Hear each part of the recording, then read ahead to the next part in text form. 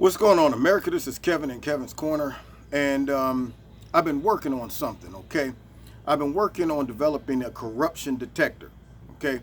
And it's a pretty simple process, you know. I didn't have to go through a whole bunch of scientific, evidence and things like that. You could call it a gut feeling.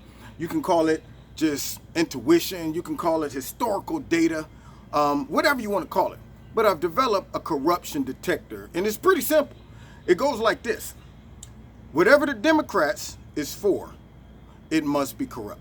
Whatever they're against, it must be okay. It's just a rule of thumb. I mean, I just kind of look at it and I say, you know what? If they say, yeah, I'm for that, then I'm going, wait a minute, what's wrong with it? If they're saying I'm against it, I'm saying I don't have to get the details. Whatever the Democrats are for, then immediately I know it's corrupt, okay? Then that means the opposite of it have to be right. Now, call it, stereotyping if you want, but it is what it is, because proven data shows that anything the Democrats put their stamp of approval on most likely is corrupt. Now, with that being said, getting back to my corruption detector, okay? Now, Rob Rosenstein, I've come to the conclusion that the man is corrupt. Now, remember how the corruption detector works, okay? No matter what the Democrats say is good, it must be corrupt.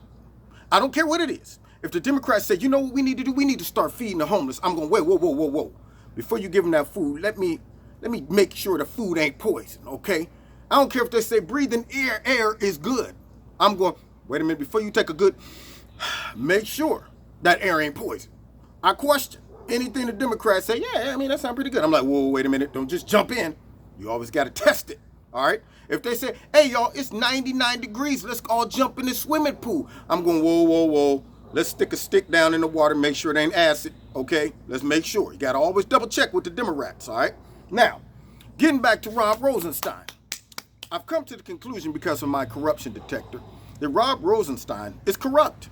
Now, I bet you wonder, Kev, how did you come to this conclusion? How did you deduce this? Well, it's a simple process. Look at this whole Russia collusion thing as a chess game, all right? The goal of all of the Democrats, the goal of Comey, the goal of Rob Rosenstein, and all of his other cronies were to get the president out of there once he got in. First of all, it was to stop him from getting in. But once he got in, it's like, crap, now the guy's in. How can we get him out? Let's start eliminating all the chess pieces that can block us from getting to the king. So if you play chess, you know the number one piece you want to go after is the queen, most powerful piece on the board. All right, if you lose your queen, the game's pretty much over. You might as well just go ahead and throw the towel in. You're out there running around with a couple rooks, trying to hold it down with a couple bishops. That's not gonna cut it. Yeah, a little castle going here and there. Let alone you got the guys on the front line just getting sacrificed all over the place. It's bad news if you lose your queen. And what they did immediately is they got rid of Jeff Sessions. Now, you take Jeff Sessions out of the game. Now all of a sudden, all the other pieces are getting just beat up. They took Jeff out. They substituted him in with corrupt Rob Rosenstein. Now, think about this.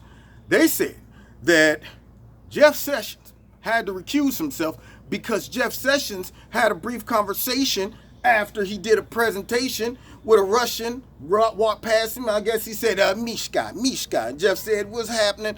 And all of a sudden, that's enough to make Jeff Sessions have to recuse himself, okay? So for nothing, literally nothing, they got Jeff Sessions out of the way so that Rob Rosenstein could just run the board, all right? So now what he does, he comes in, he appoints Comey, he writes a letter, first of all, about firing Comey. Okay, so now he's on the side of Trump at this point. He's playing both sides. He's fighting for the Germans and the United States, for World War II. He's on both sides. He's running, back and forth. So my man, he writes the letter like, yeah, Trump, fire him, man. You need to fire this cat. I'm going to write up a nice little letter for it. Trump fires the guy. Then when he gets fired, he appoints a special counsel to investigate Trump for firing the guy that he recommended Trump fire.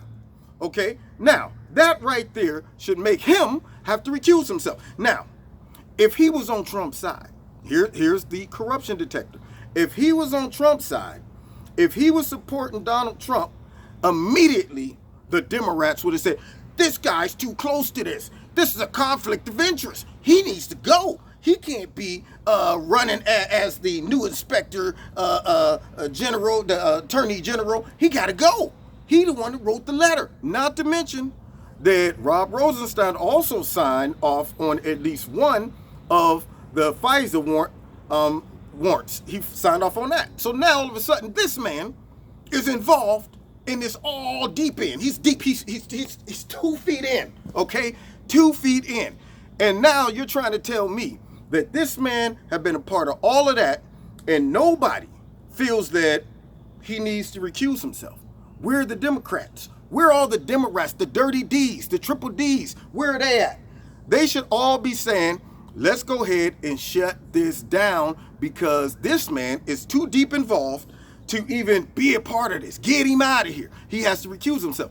But whenever the Democrats, whenever they say, leave him alone, he okay, he ain't bothering nobody, leave him be. Y'all always messing with Rob Rosenstein. You always got to say, that man must be corrupt. And that's my theory. Until the Democrats turn on him. Because we know that if Rob Rosenstein today was to start saying, you know what, after further investigation, we're able to come to the conclusion that this is all a hoax and there was a lot of things done improperly leading up to this investigation, we're going to go ahead and shut it down. The Democrats would be screaming at the top of their lungs that this guy should be out of here. He should recuse himself. He's the one that wrote the letter. He's the one that signed off on the FISA warrant. He's too close to this. He should be out of here. He's got to recuse himself immediately because there's a conflict of interest. But none of them are saying that.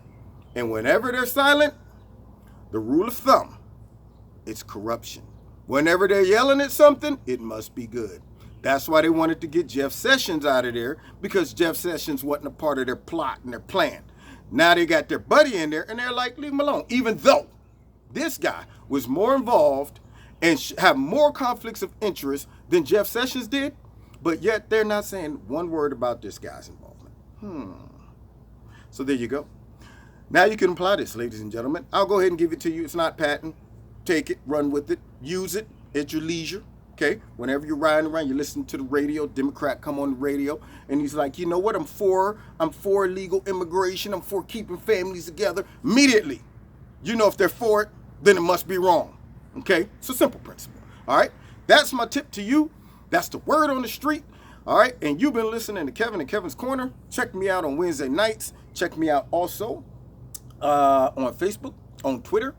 And also, if you want to support Kevin and Kevin's Corner, feel free. There is links in the bottom to do so. And we'll see you next time in Kevin's Corner. God bless.